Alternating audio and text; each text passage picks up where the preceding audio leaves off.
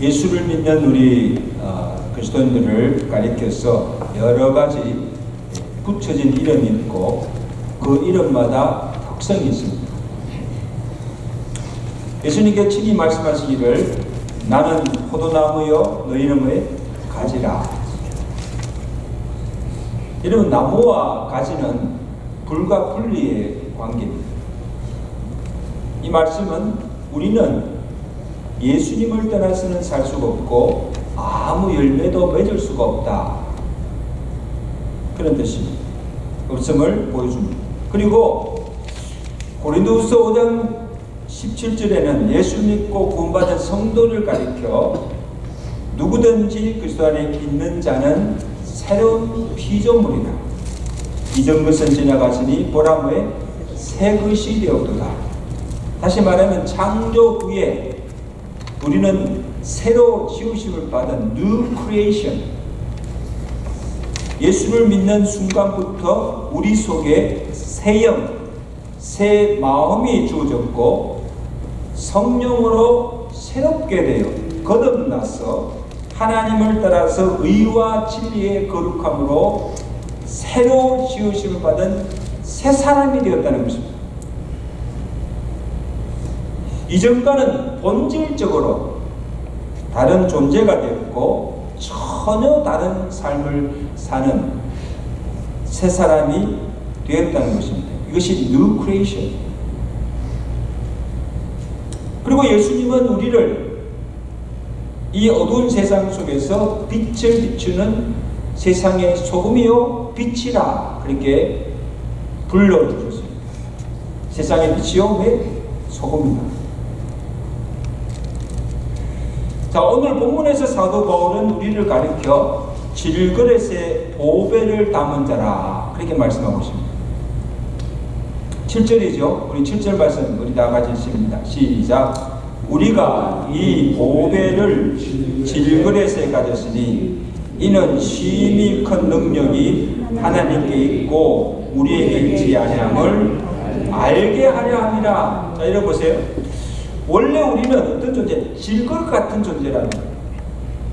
이런 질그릇은 그릇 중에서도 가장 값싸고 볼품이 없고 깨어지기 쉬운 약한 그릇입니다.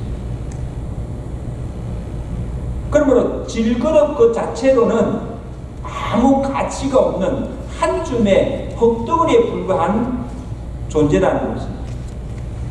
결국 죽으면 다 흙으로 돌아가잖아요. 근데 이 질그릇 안에 보배를 가졌다는 것은 우리의 존재의 가치가 얼마나 귀하고 대단한가를 보여준다는 것입니다.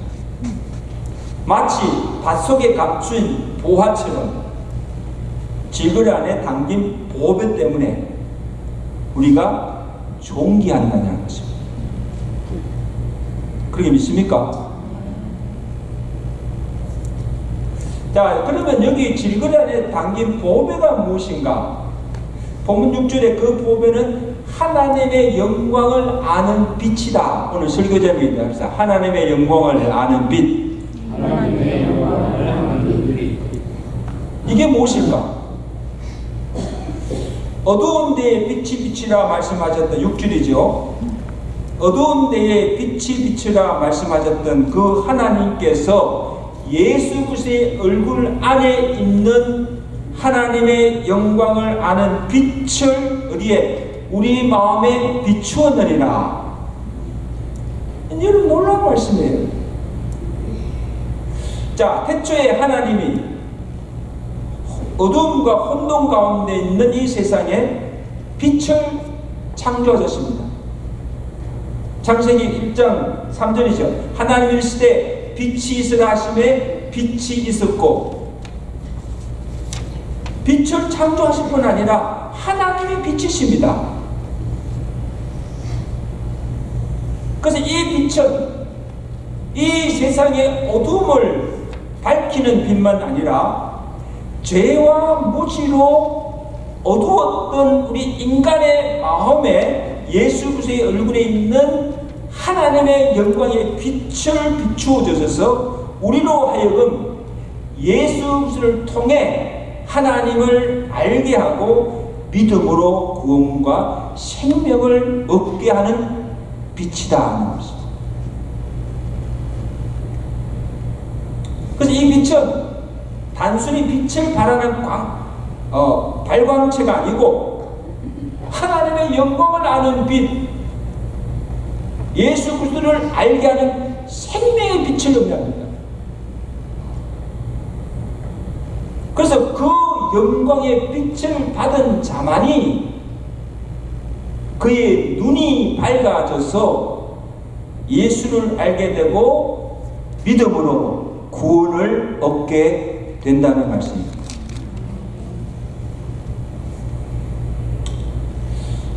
여러분, 요한복음 1장 14절에 사도 요한이 본 것이 무엇인가 하면 말씀이 육신이 되어 우리 가운데 거하심에 우리가 그의 영광을 보니 아버지의 독생자의 영광이요 은혜와 진리가 충만하더라. 지금 누구를 가리켜 하신 말씀입니까? 이 땅에 인간의 몸을 입고 오신 예수를 보라고 사도 요한이 한 고백입니다. 내가 그 영광을 보니 아버지의 독생자의 영광이요 은혜와 진리가 충만하더라. 그래서 예수님께서 말씀하시면 나를 본 자는 아버지를 보았고 나는 아버지 안에 아버지는 내 안에 있느니라. 이 말씀이 뭐예요? 내가 곧 뭐예요? 하나님이라는 거예요. 내가 곧 하나님이다.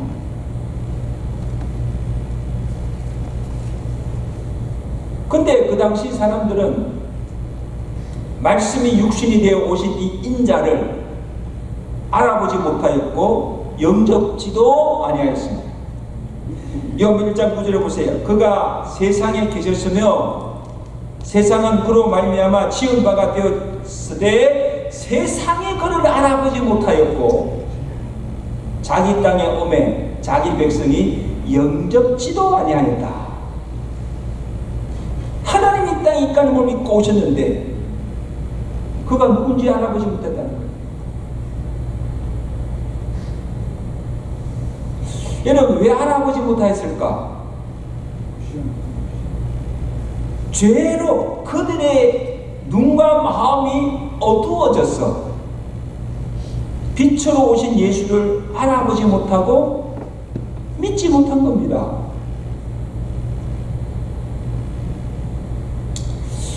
여러분, 사도행전 9장에 보면 이 사울이 회심하는 장면이 나오잖아요.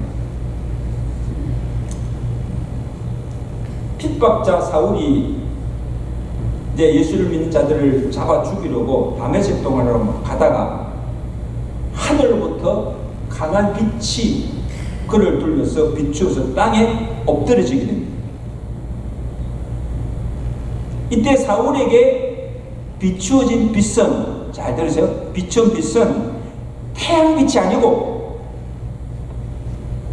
오늘 지금 바울이 말하고 있는 하나님의 영광을 아는 빛, 예수 그리스도를 알게 하는 이 복음의 빛이 그를 비추어서 그의 어두워진 눈을 밝혀 그가 핍박하는 그리스도가 누구인지를 알게 되고 그로 믿게 하여서 회심하게 된 겁니다.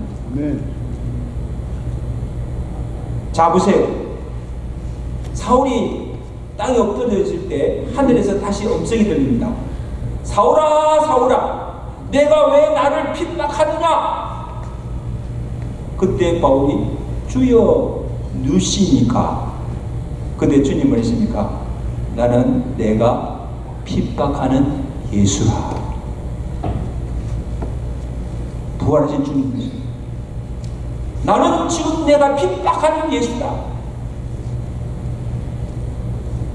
자, 보세요.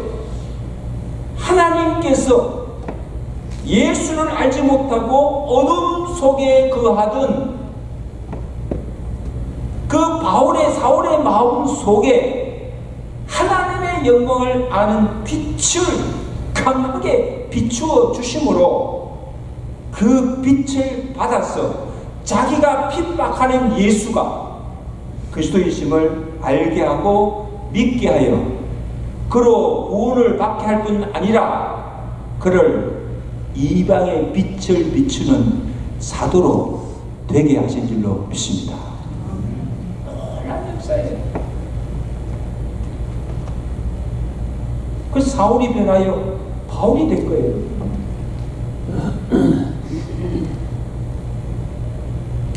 여러분, 사도 바울이 얼마나 똑똑하고 지혜로운 자였습니까? 가마리엘 노원에서 배운 학자요, 율법에 능한 자요, 누구보다 율법에 험이 없고 열심한 자가 바울이었습니다. 그런데 어떻게 그가 그 예수를 알지 못하고 예수와 믿는 자들과 교회들을 핍박하고 죽이는데 열심을 다했습니까? 왜 그렇게 했을까? 하나님의 영광을 아는 빛을 받지 못하여 눈이 어두워서 보지 못하기 때문에 무지하였어. 그 사도 바울이 회심한 후에 그가 자신이 스스로 고백하기를 뭘 했습니까? 디모데전서 1장 14절 내가 전에는 그죠? 비방자요, 해방자요, 폭행자였으나 도리어 내가 하나님의 긍휼을 입은 것은 내가 믿지 않을 때 알지 못하고 행하였습니다. 예, 알지 못했기 때문이다 고백하였잖아요. 자 보세요. 다메섹 그날에 사울에게 하늘로부터 강한 빛이 비추어질 때 그의 눈이 열려 멀어져서 보지 못하게 되었는데 그때 주께서 어떻게 하십니까? 그 사울을 누구에게 보냅니까? 아나니아에게 보내어서 그로 안수하게 하여서 다시 보게 되었습니다. 할렐루야. 그래서 아나니아가 사울이 왔어요. 사울에게 안수를 하면서 그에게 한 말이 무엇인가 하면 사울아 내가 오는 길에서 나타나셨던 다메섹 도착이죠. 나타나시던 예수께서 나를 보내어 너로 다시 보게 하시고 성령으로 충만하게 하신다 하니 그 즉시 사울의 눈에서 비늘같이 것이 벗겨져 다시 보게 된지라. 비늘 같은 것이 벗겨져서 보게 됩니다. 여러분 이 구절은 단순히 육체적인 시력을 회복하여서 다시 보게 되었다는 그런 의미가 아닙니다. 그동안 그의 눈을 그리고 그를 가리고 있었던 이 영안이 열려져서 주를 보게 되고 영적인 진리를 깨닫게 되고 그리고 그래서 복음 안에 감추었던 비밀과 능력이 어떠함을 알게 되었다는 겁니다. 놀라운 은혜입니다. 이 또한 자신의 의지가 아니고 자신이 의지가 아니라 하나님의 강건하신 은혜로 말미암아 일어난 성령의 역사입니다. 아멘. 사울이 변하여 바울이 된 것은 성령의 강건하신 은혜의 역사로 말미암아 이루어진 사건이라는 겁니다. 어떻게 핍박자, 해방자, 원수복을 한 자가 한순간에 변하여서 자기는 핍박하는 예수를 증거하는 사도가 될 수가 있습니까? 누구의 역사입니까? 하나님 하십니다. 하나님 하십니다.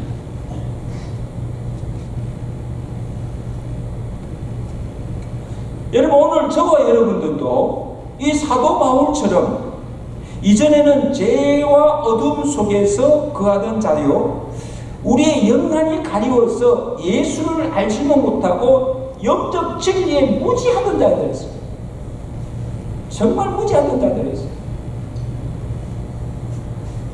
빛이신 예수님이 이 땅에 오셔서 각 사람에게 하나님의 영원한 빛을 비춰주셨으나 그 빛을 알아보지도 못하였고 그 빛을 받지도 아니하였습니다. 거절하였습니다. 왜? 이 세상의 신인 마귀가 그 빛을 가로막고 비추지 못하게 하고 있기 때문입니다. 사탄의 역사입니다. 자, 오늘 본문 4절을 보세요. 사도 바울이 뭐라고 합니까? 4절 말씀. 그 중에 이 세상의 신, 사탄이죠.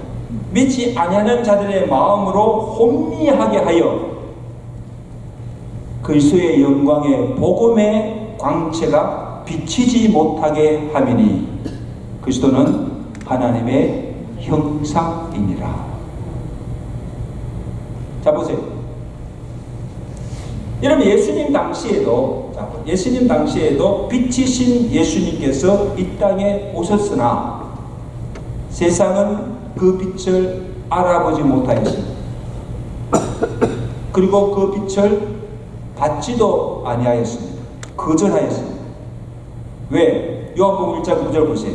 자, 요한복음 1장 9절에 참빛 곧 세상에 와서 각 사람에게 비추는 빛이 있었으나 빛이 왔으나 세상이 그를 알지 못하였고 그를 영접치도 아니하였느니라. 그 빛을 거절합니다. 여러분, 지금도 우리의 원수 마귀는 우리로 하여금 우리의 눈을 가리우고 빛을 받지 못하게 하고 계속 우리가 어둠 속에 거하게 하며 세상의 것들로 우리의 마음을 가득 차게 하여서 우리 안에 참빛과 생명이신 예수님을 받아들이지 못하게 혼미케 하고 그를 믿지 못하게 함을 기억하시기 바랍니다. 우리 말 예수님이 들어오지 못합니다. 계속 방해합니다. 그러므로 성령께서 우리의 가려진 눈을 열어주셔야 우리가 주를 볼 수가 있고 우리 마음속에 하나님의 영광을 아는 빛을 비추어 주셔야 우리가 그 빛을 영접함으로 구원을 받을 수 있고 성령의 조명하심으로 영적인 진리를 깨달아 알 수가 있다는 것입니다.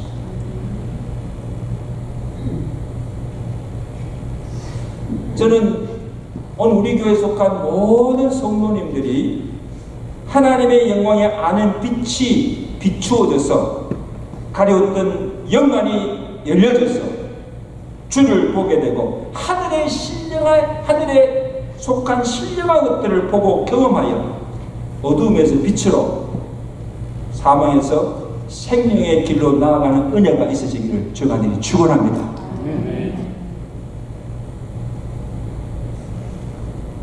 여러분, 내가 예수를 믿고 구원받았다는 이것은 무슨 의미입니까?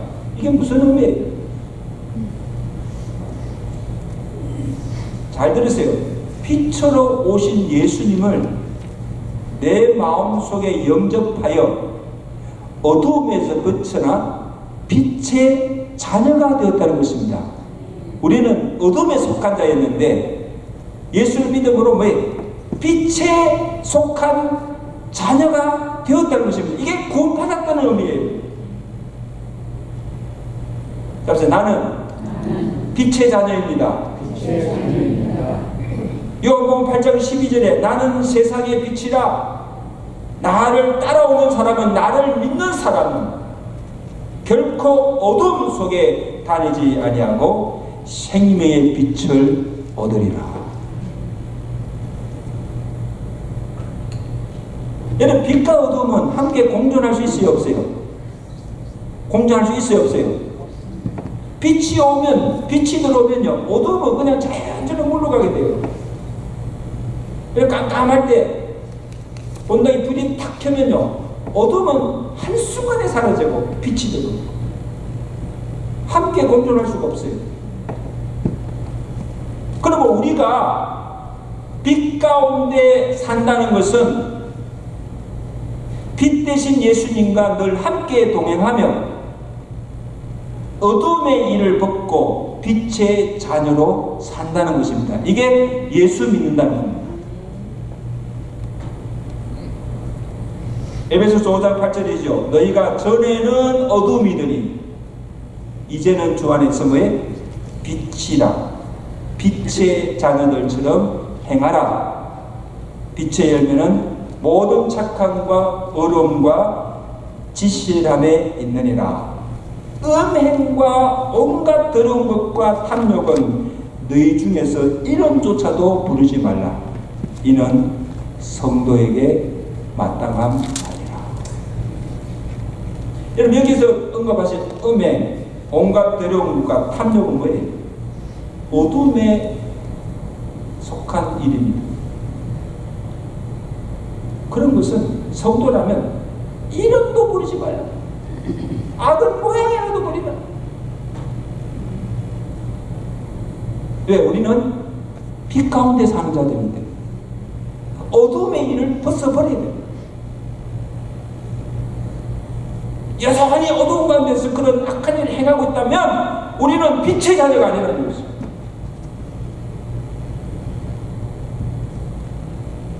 로마서 6장 21절에도 너희가 그때에 무슨 열매를 맺었느냐, 이제는 너희가 그때의 일을 부끄러워하나니 이는 그 마지막이 사망이라. 그러나 이제는 너희가 죄로부터 해방되고 하나님께 종이 되어 거룩함에 이르는 열매를 맺었나니 그 마지막은 영생이니라.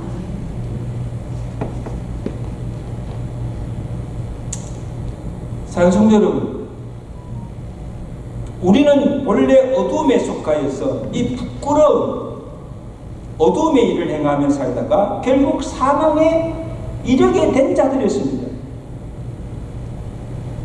그런데 하나님께서 우리의 영혼에 그의 영광의 빛을 비추어 주셔서 우리도 그 생명의 빛을 받아서 주의 영광을 보며 그의 빛을 따르는 자가 되어서 빛의 열매를 맺고 사망에서 생명으로 이르는 자가 된 줄로 믿습니다.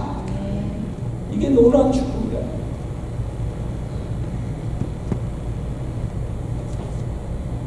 질그릇 같은 우리 안에 보배를 담아서 가장 존귀한 자로 복을 받은 자가 되었다는 것입니다. 이게 얼마나 놀라운 은혜와 하나님의 축복입니까? 오늘 우리가 불렀던 찬송 얼마나 어려운 찬송입니까? 내 영혼에 햇빛 비치니 주 영광 찬란해 이 세상 어떤 빛보다 이 빛 더 빛나네. 내 영혼에 봄날 되어서 주 함께 하실 때 그 평화 내게 깃들고 주 은혜 꽃피네. 내 영혼에 희락이 없고 큰 소망 넘치네. 주 예수 복을 주시고 또 내려주시네. 주의 영광 빛난 광채 내게 비춰주시옵소서. 그 밝은 얼굴 볼 때 나의 영혼 기쁘다. 너무너무 아름다운 찬송이에요.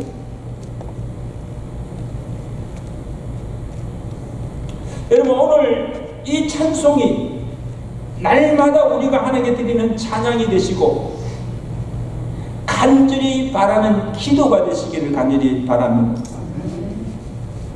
이렇게 기도하세요. 주여, 나에게 주의 영광의 빛을 비추어 주시고 그 빛으로 내가 주를 보게 하시고 그 빛으로 나를 지배하던 이 어둠의 세력들이 물러가고 나로 항상 빛에 거하며 빛의 자녀로 살게 하옵소서. 주여, 우리 교회에 주의 복음의 영광의 광채를 비추어 주시고 모든 심령들이 그 빛으로 구원을 받고 우리가 받은 그 구원의 빛을 온 열방에 비추며 이 어두운 세상을 밝히는 세상의 빛이 되게 하소서. 이게 날마다 우리들은 기도가 돼야 돼요. 이제 말씀하시는 산성도 여러분, 우리 안에 이 보배를 삼고 사는 성도에게는 그것의 생명이 우리 안에서 역사하십니다. 우리는 질그릇같이 약하나 신이 큰 능력이 예수의 생명이 역사함으로 어떤 은혜가 주어집니까? 우겨삼을 당하여도 쌓이지 아니하고 답답한 일을 당하여도 낙심하지 아니하고 박해를 받아도 버림바가 되지 아니하고 꺾구림을 당하여도 망하지 않은 역사가 일어나게 된 줄로 믿습니다. 그 믿으세요? 날마다 예수의 셈이 내 안에 역사하고 이런 은혜를 입고 살아가는 믿음의 성도들 되시기를 주간절히 축원합니다. 축원합니다.